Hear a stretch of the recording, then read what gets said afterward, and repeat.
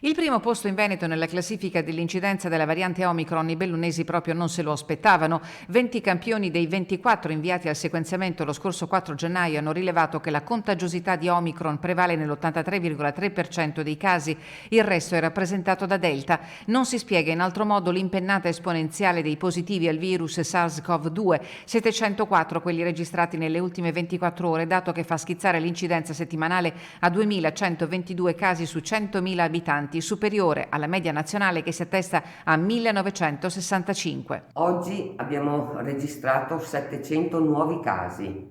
Siamo oggi in questo territorio con più di 7.000 persone positive.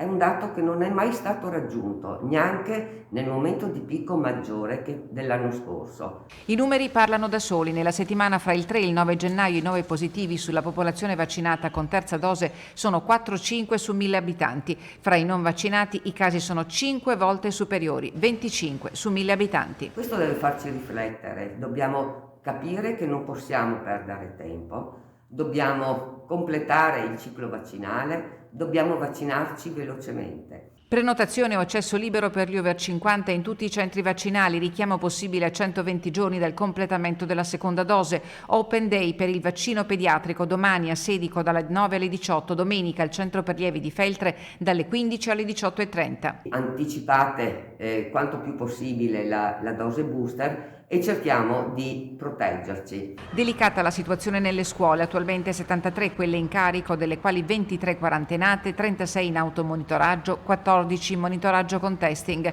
Numeri di questo genere, ha detto la numero 1 dell'azienda sanitaria, rischiano di mandare la scuola di nuovo in DAD. L'appello della Carraro è accorato. Abbiamo bisogno della responsabilità e dell'aiuto da parte di tutti voi.